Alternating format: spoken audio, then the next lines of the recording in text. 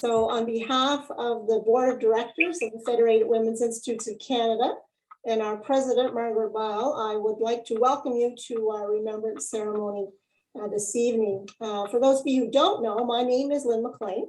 I am President-elect and I will be the chair of this event this evening. Unfortunately, at the moment, Margaret is not able to attend our ceremony. Hopefully she'll get here. There's some health concerns in her family and she is attending to those. And she's hoping to join us, but time will tell. So tonight we will hear stories and memories about World War II, some from survivors and others told by friends or family members. It's certainly also important to remember those that fought in World War I and II, the conflicts in the world over, as well as the United Nations Canadian peacekeepers, as well as remembering the efforts of the women in the Women's Institute who did their part for the war effort. Freedom is sometimes a word that we take for granted, and for many, the price of freedom that we so enjoy today was the ultimate sacrifice, lest we forget. To the members of the Canadian Armed Forces that continue to protect our democracy for home and country, we thank you for your service. So before we begin, and I put the PowerPoint on, I'm just going to acknowledge the Indigenous people of all the lands that we are on today.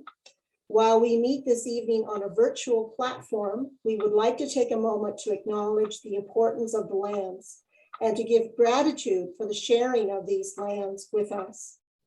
We do this to reaffirm our commitment and responsibility in improving relationships between nations and to improving our own understanding of local Indigenous peoples and their cultures. From coast to coast to coast, we acknowledge the ancestral and unceded territory of all the Inuit, Métis, and First Nations people that call this land home. So now we're going to play "Oh Canada," and then I'll go through what the rest of the program is. So.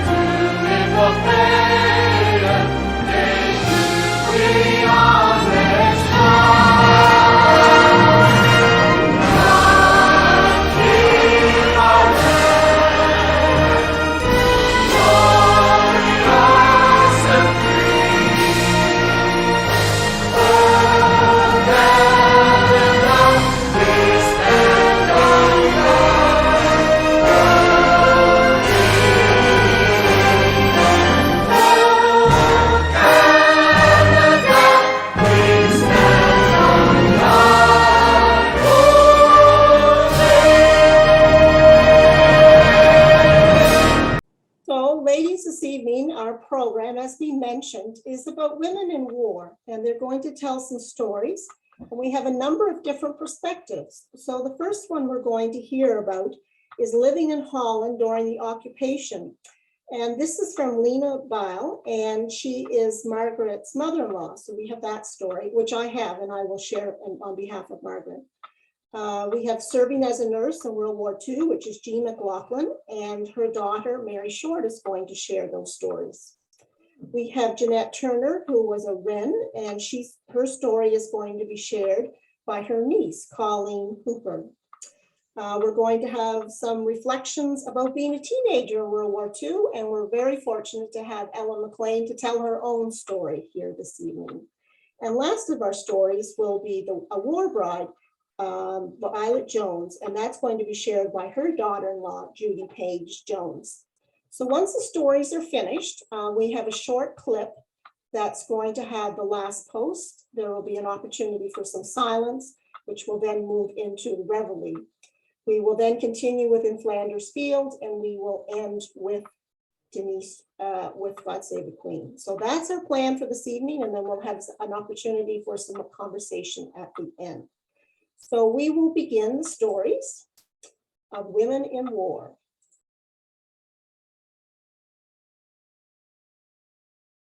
So as I said, the first one this evening is Lena Bile, and this is Margaret's mother-in-law. The picture of the wedding, they're the grand old age of 17 years when they were married. And the second picture is of Lena today. So Lena and her family lived in the country in South Holland, but near the end of the war, they were all moved away so that the Germans could flood the land to prevent the English gliders from landing. And so all of their family on both sides had to move. She shares they were all hungry. And near the end of the war, an agreement had been reached through the United Nations to drop food at the airport in Rotterdam for everyone. Even the German army was hungry because their supply chain had been cut off by the Allied army led by Eisenhower and Montgomery. So this would help them also. On this particular day, Lena had gone to the dry docks nearby where the Germans were stationed to beg for food. Sometimes she and her girlfriend would go to the fence where an older German guard had been stationed, and sometimes he would let them in and share his lunch with them. He said the girls reminded him of his granddaughters. This time, though, on this particular day, she had to return home empty-handed. On the way home, she was walking on a path that was in the middle of a field, and suddenly she looked up to see many planes going by, and they were very low to the ground. The pilots had the canopies open and were waving at the girls, and one of the pilots threw out a personal relief package, and it landed near Lena. She quickly picked it up and hid it in the tall grass in the ditch. She kept her eyes open to make sure she would not get robbed. Later, she went and got her brother, and together they brought the package home. At the time, he was 18 and Lena was 12. The package contained corned beef, chocolate bars, crackers, biscuits, and a piece of fruit cake, some raisins, and cigarettes. Certainly, Lena's mom and dad were more aware of what was in that package than the children were, but to all of them, it was a feast. And these are memories from Lena Bile.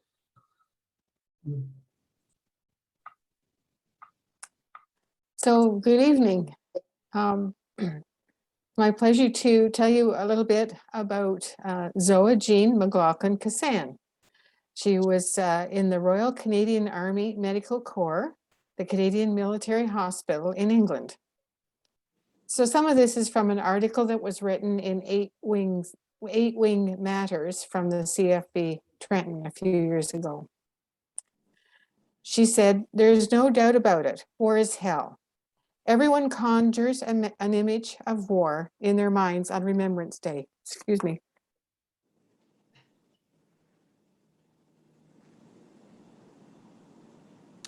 But it's from a scene from a movie or stories told to them in their youth. But when it comes to veterans who served in the trenches, I cannot imagine their memories, which must have been very real indeed. As a Canadian Armed Forces nurse, Mom had her own vivid memories. When the Army called for more nurses to go overseas, Jean enlisted to help with the war effort, giving up a job as a maternity ward nurse in Belleville. She joined the last complete hospital to be mobilized, traveling aboard a ship in the middle of the Atlantic Ocean under cloak of darkness, where it narrowly missed being hit by a missile from a German U-boat. Landing in Scotland, they continued by train to Scotch Corners, where they learned about blackout curtains and lowlights, and then in the back of an army truck to a location outside Horley, England, where she was the charge nurse on a ward there. She remembers the courage of the young patients, downplaying the fact that she and others in her profession faced many of the same dangers, because Horley is in the south of England. There were buzz bombs, she said, those unmanned contraptions that flew over our hospital about 4 or 5 p.m. each evening. When the motor stopped, they fell and exploded. They all listened, feeling safe as long as they could hear the motor, knowing it could stop at any moment.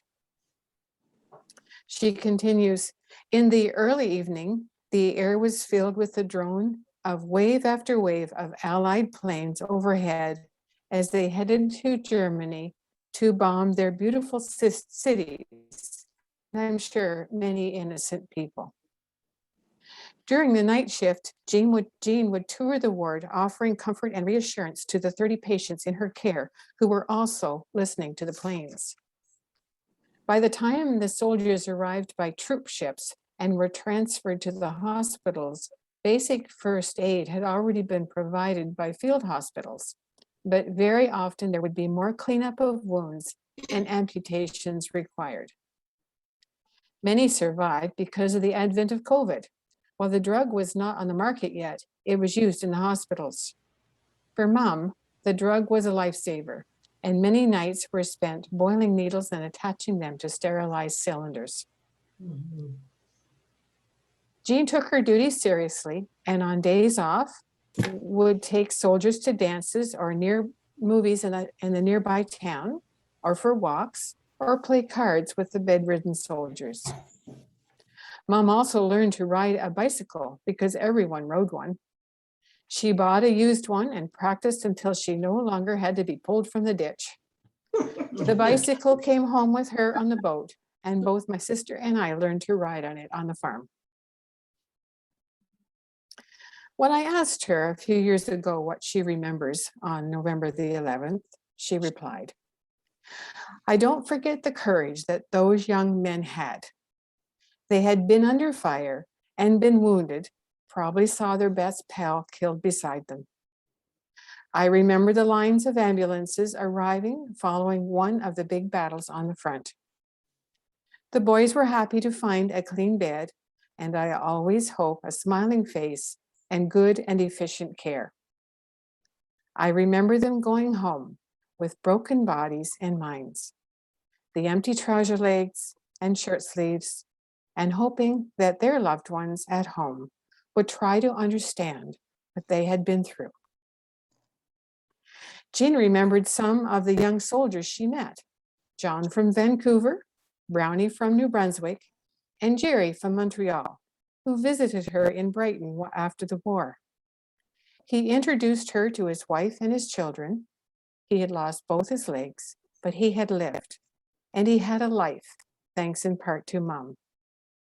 She said it was a very emotional reunion, but he wanted me to know that life was good and he was okay with his family. I hope I made a difference. Mom was a Women's Institute member for over 60 years. Thanks, Mary. Hi, everyone. Jeanette Turner was my aunt, and Aunt Jeanette was a part of the Women's Royal Canadian Navy Service, or WRENS, as they were called, stationed in London. When I was young, I thought this was really interesting, as women didn't go to war. Women stayed home, had babies, and looked after the home front. Jeanette really wanted to serve her country, and she wasn't content to roll bandages or send off care packages for the men. So when her brother Jim signed up for the Navy, she heard the WRENS were regrouping, and Jeanette and her friend signed up in Winnipeg.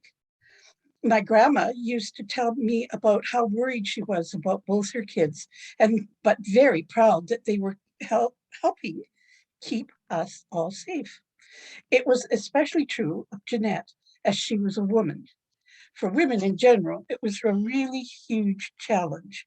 It was traditionally men's work, and WRENS were slow to develop for this reason.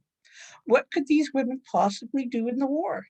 By the end of the war, there were 7,000 active WRENS, quite capable of doing 35 trades, such as signal operator, gunners in coastal areas, radio operators, coders, my mouth isn't going to work right, coders, and nurses.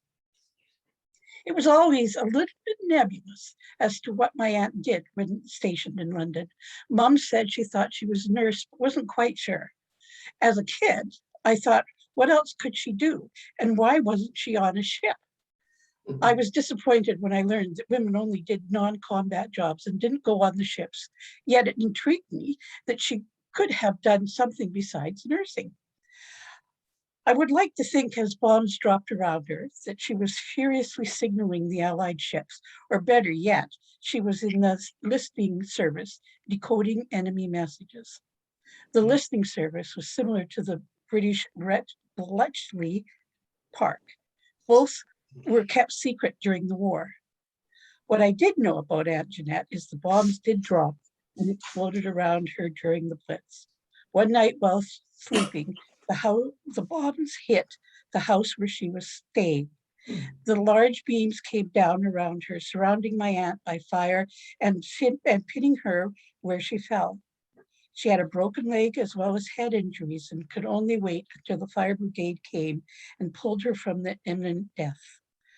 She returned home to McGregor, Manitoba, to recuperate from her injuries. I never gave it much thought about Aunt Jeanette being a Wren, but as I grew older, I became so proud of her and the trails she helped blaze. Wrens made a huge contribution to the Allied victory. They led the way to future generations of women striving for equality in Canada's services as well as the civilian world. Thank you, Colleen. You're welcome. Memories are very real, or are they? I've been thinking about that a lot as I've been thinking about the Second World War and what I remember. Before it all started, I had been hearing all the talk about Adolf Hitler and about the Nazis and about invasions. And I particularly had heard my father, who was a veteran of the First World War, talk about terrible things if we had to go to war again, and the horror of what the young men would be experiencing in the trenches of wherever they were in Europe. And then it all happened. On the 10th of September in 1939, Canada officially declared war. I was just starting grade 8, was about to celebrate my 13th birthday. So I was now a teenager. And how long was this war going to go on? The people around me said, oh, hopefully it won't last too long. But it was in my second year of university, just finishing that, and about to celebrate my 19th birthday, when it all ended. Those were my teenage years, except for that 19th year. So what did that mean to me? There were restrictions, of course. There were all kinds of things that changed in the way we could live. But as I look back now, life seemed to go on. Yes, there were worries and concerns.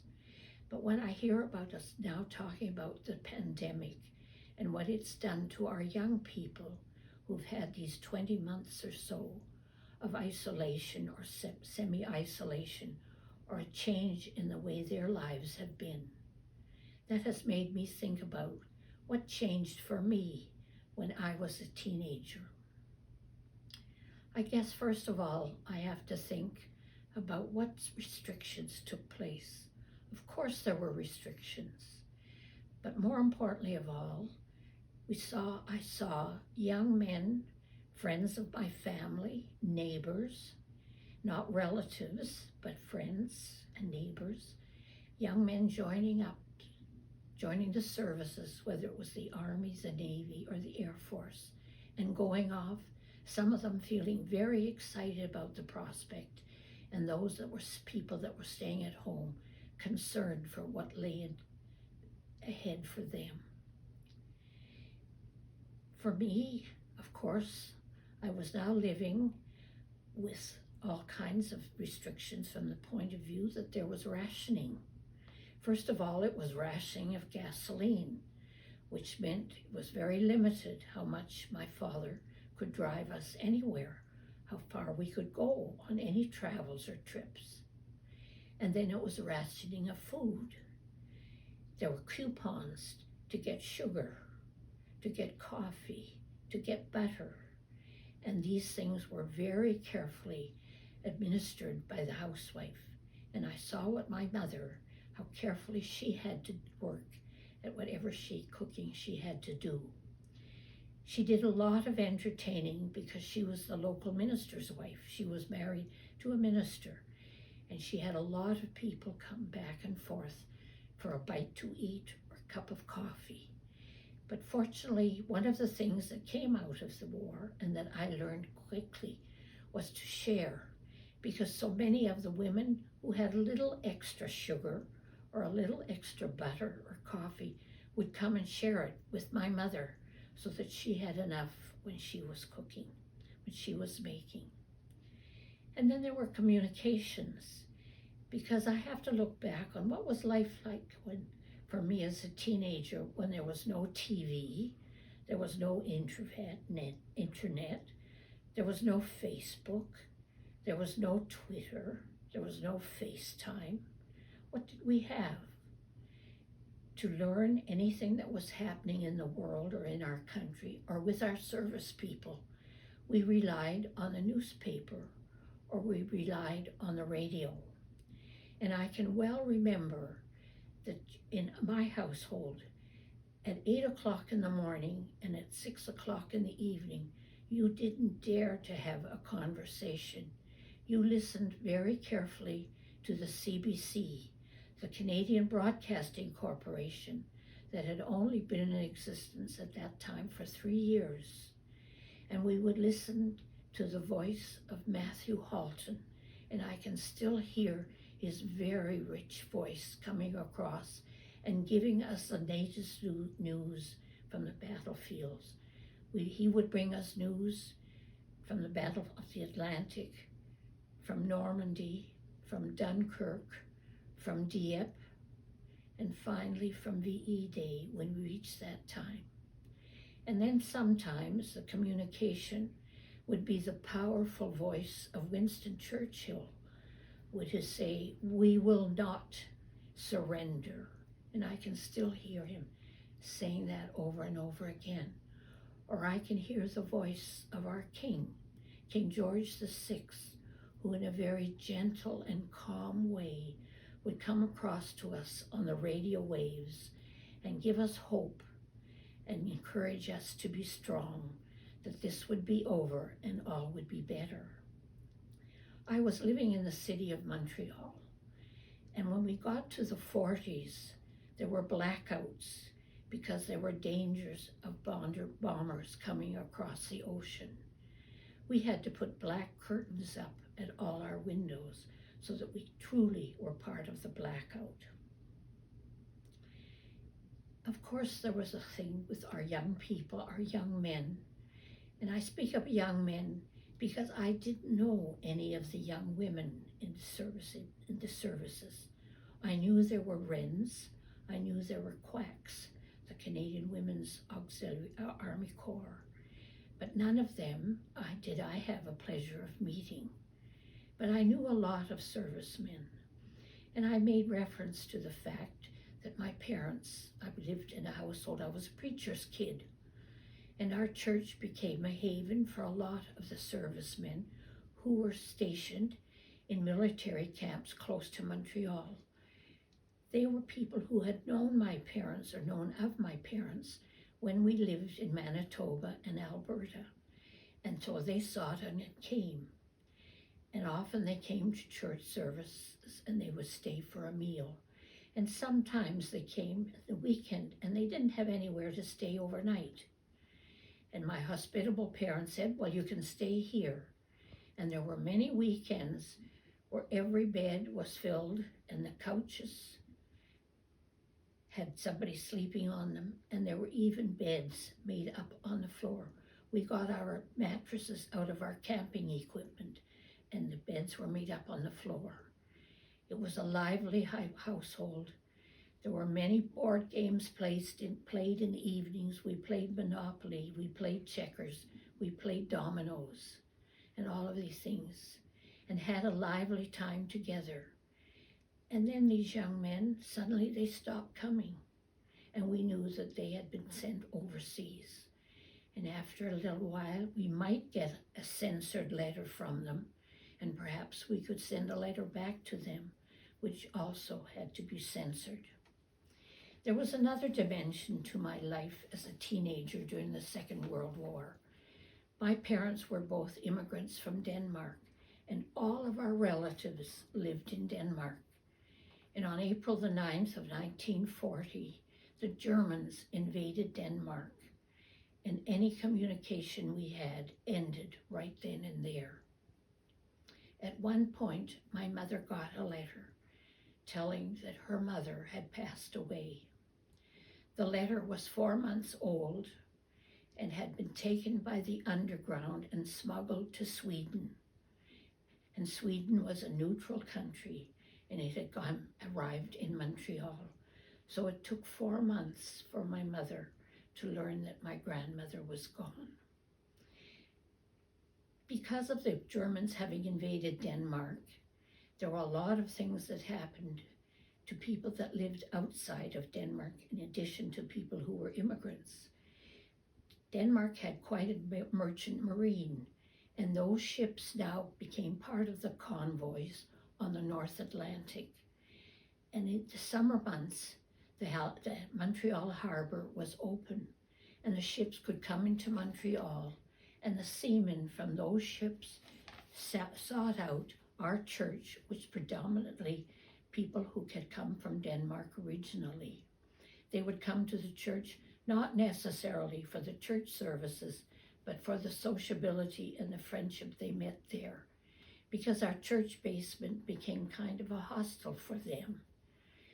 And we did a lot of entertaining of those seamen who had no way of getting back to Denmark or communicating with their families in Denmark the same as we couldn't.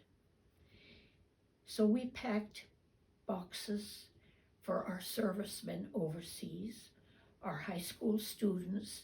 We had servicemen, we packed ditty bags, we had penny parades, because everything that all of us were doing was for the war effort. Our high school classes were junior Red Crosses. My mother's Ladies' Aid at the church became a Red Cross branch, and those women knitted dozens and dozens of pairs of socks and mittens and scarves to overseas. As I said, the schools, we had a penny parade. Penny parades were regular. We would line up pennies in the corridors, see how many pennies we could gather up, and they went to the Red Cross.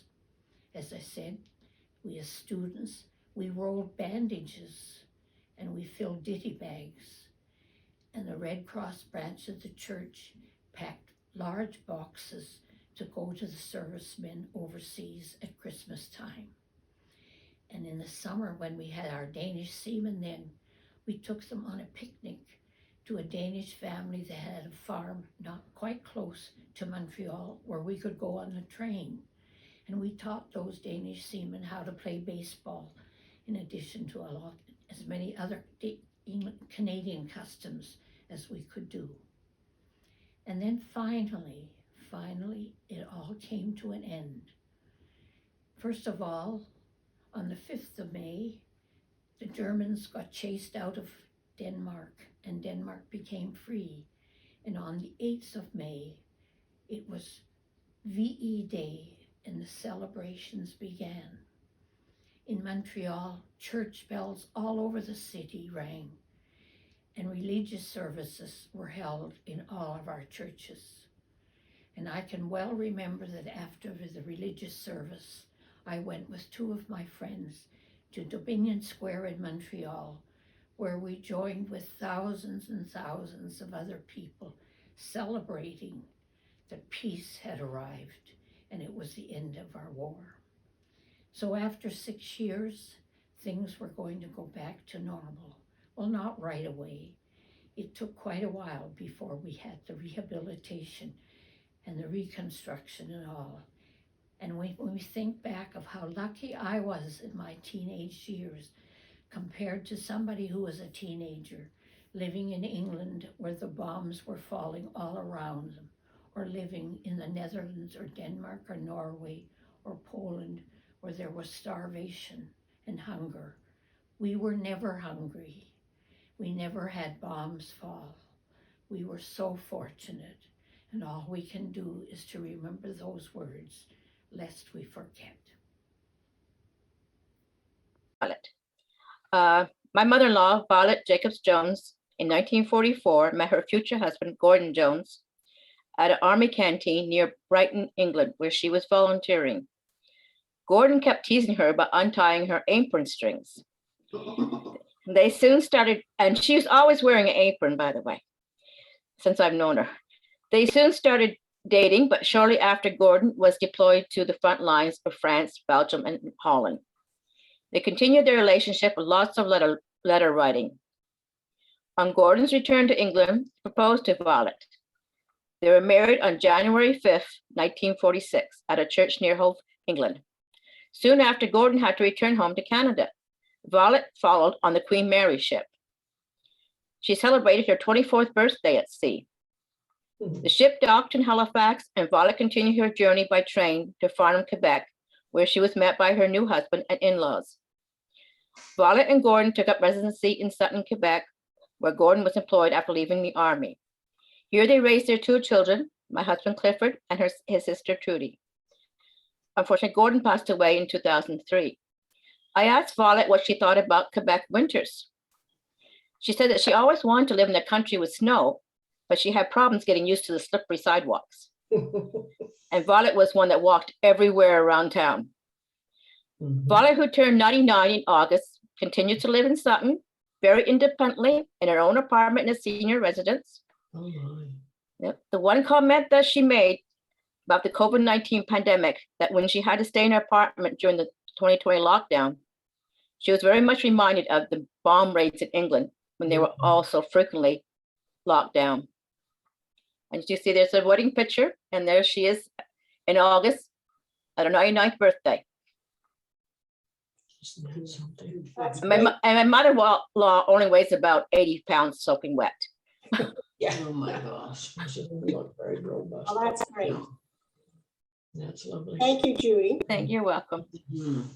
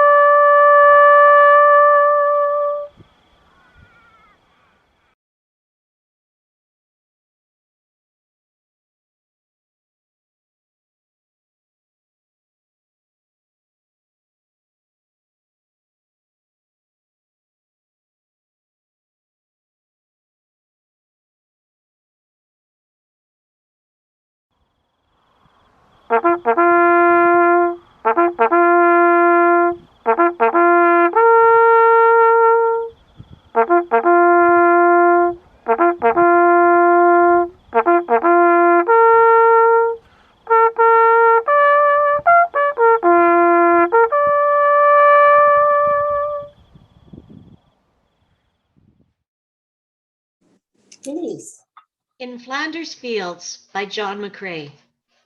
In Flanders fields the poppies blow, between the crosses row on row, that mark our place, and in the sky the larks, still bravely singing, fly, scarce heard amid the guns below. We are the dead. Short days ago we lived, felt dawn, saw sunset glow, loved and were loved, and now we lie in Flanders fields. Take up our quarrel with the foe. To you from failing hands we throw the torch. Be yours to hold it high. If ye break faith with us who die, we shall not sleep, though poppies grow in Flanders fields. Thank you, Denise.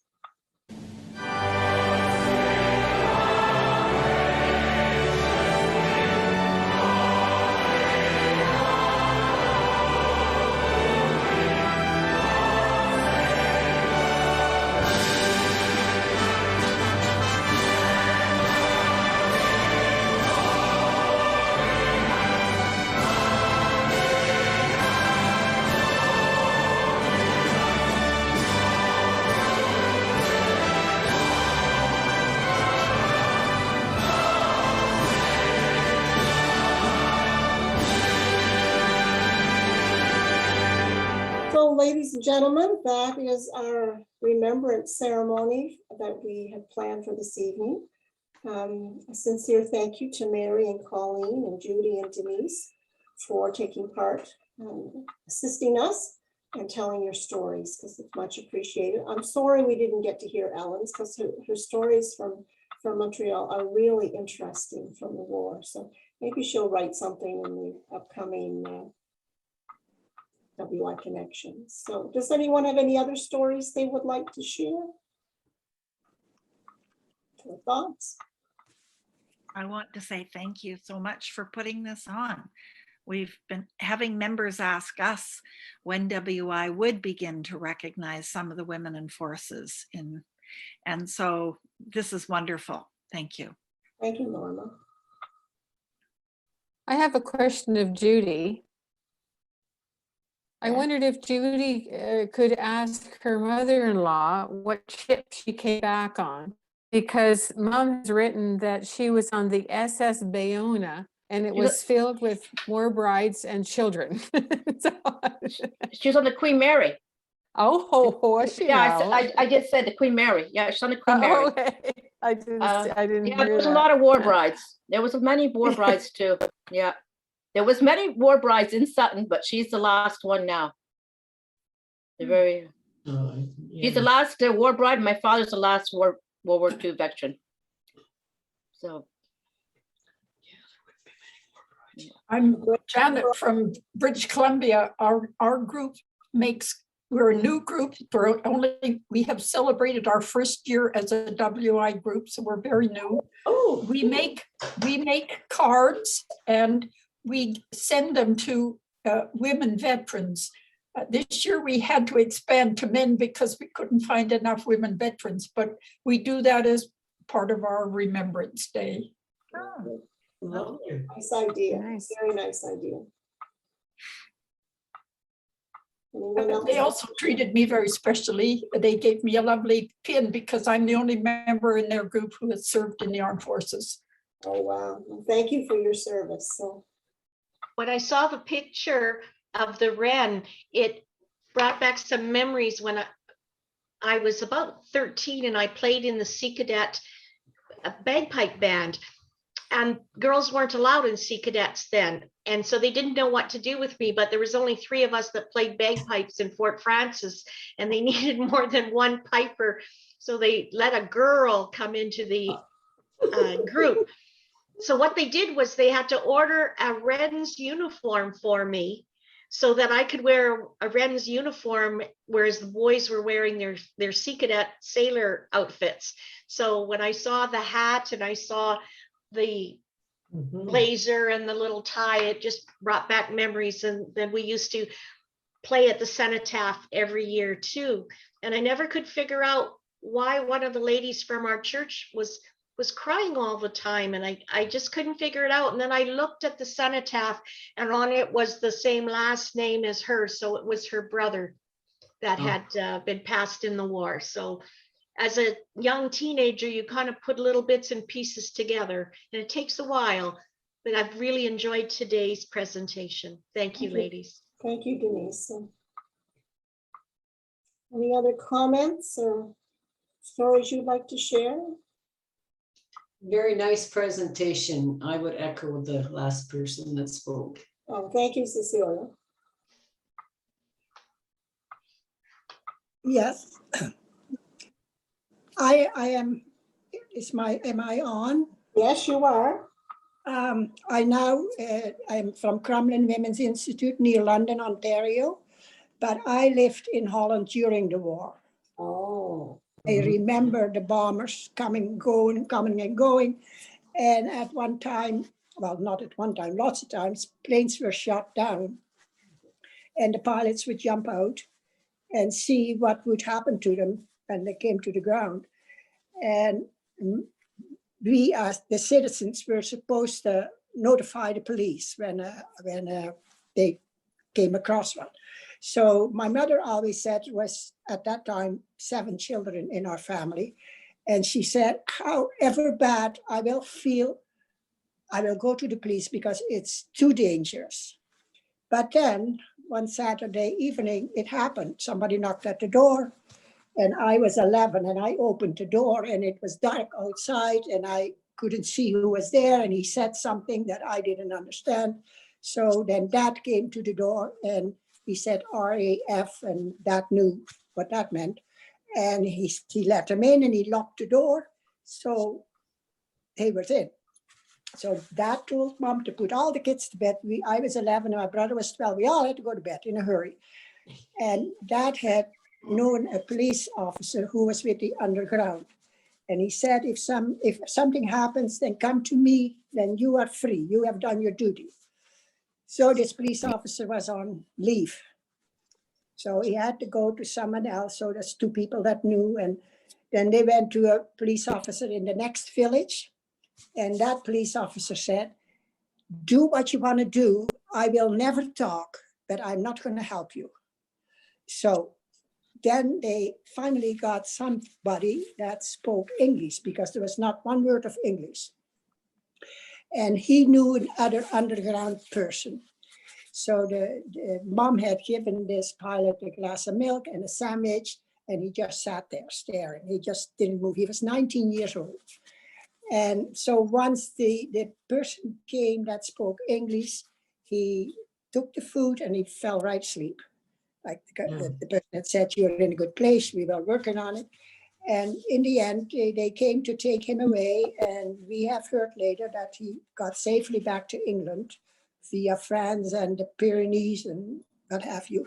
But that police officer that didn't want to help, this was a Saturday night that it happened, came on Sunday morning to our house. And we, the 4 oldest kids, I was 12, my brother was older, and brother and sister young. He came and he talked to us.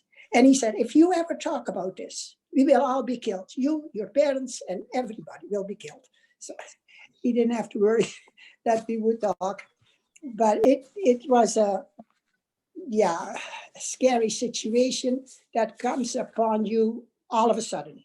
Mm-hmm. And my mother must have, I don't know what she went through while Dad was gone to talk to the police and then on. And by the way, it was curfew. They were not even allowed to be outside. Like it was at the evening, but they did anyway, and it all turned out. But yeah, that is my war story. Thank you. We have no idea what folks living in the occupied countries had to deal with. Yeah. You read historical fiction about it, but I don't think it comes anywhere near to getting what reality is. So. We lived in the southern part. We were not hungry.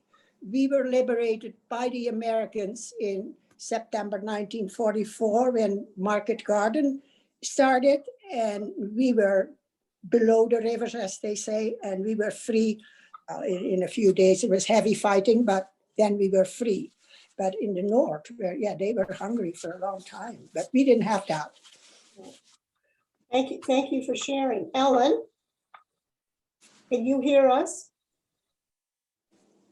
She's not muted anymore. Ellen, Mrs. McLean?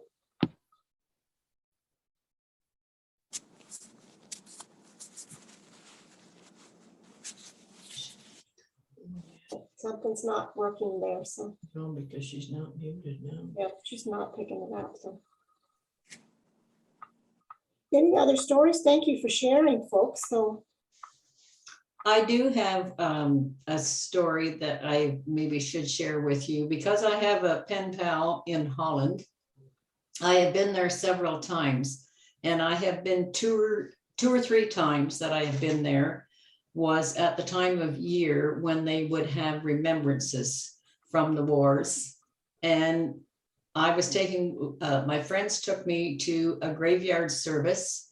And at the end of the service, they said, is there anybody here from Canada or England? And as it turned out, there was a gentleman from England and myself from Canada. And it was amazing after the ceremony was over with. I was honored to talk to a lot of those people because they had so much love for England and Canada, a lot of those people, because of their liberation. I just wanted to share that with you. Thank you, Cecilia. You're welcome. Rosemary, you have your hand up. Did you want to share something? Yes, thank you for letting me share, but I have a different perspective on that. My parents were in Austria during the war. They were, Dad was drafted, he was forced to fight in the German army when they invaded Austria. He was 19. My mom and her sister had to run away because she's the Mongolians, so I'm not sure who she really meant, but were coming into the city, into the town where they were. Her and her sister had to run to the mountains to escape with the clothes on their back. Apparently my aunt was raped at some point. Oh dear. My grandmother had to host the German army in her home. They took their house as a headquarters. So I remember Dad was caught in the Russian prisoner of war camp. And the Russians knew that there was a keg of rum somewhere. They lined all the soldiers up and asked where that keg of rum was. The first guy said, I don't know. They shot him. They shot the next guy. When it came to my dad, he was going to die for a keg of rum. So he told them. What they did, they put him underneath the keg of rum and shot a hole diagonally, and he almost drowned. Oh. And he had some other stories from there too, but they met after the war, they met in a one of those camps where I forget what the word is, where everybody goes and then you're sent off to the country that you came from. And so they met there. After the war, they went to England. They got married in Austria and in England. It was 5 years before I was born. And they worked for Lord and Lady Trenchard. And I don't know if you know the history. Lord Trenchard was the one I don't know if he started the RAF or he was significant in getting the RAF started. So my mom always said I was born in the king's house, so I was born royalty. I was born in the hospital, but they worked for Lord and Lady Trenchard. And the nurses said to my mom to name me Queenie. I'm glad she named me Rosemary. So we came to Canada. I can't remember the name of the ship. I was 11 months old. Dad had come the year before. So that's another side of that. Absolutely. Thank you for sharing, Rosemary. Thank you for allowing me to do that. No, there are many perspectives, aren't there? So anyone else have anything they would like to share this evening? So Ellen, can you hear us? She muted herself. Light's going on and off, so I think she's because she's going maybe frustrated. There. She must be frustrated. Oh, she must be. That's too bad because she's unmuted herself now. All right, well, ladies, thank you very much for sharing your stories this evening and participating. And we must not forget about the sacrifices that many people did on behalf of all of us. So we enjoy the wonderful life that we have here in Canada. So we are truly blessed. So anyway, so Yes, thank you for joining and all the best. So Thank you.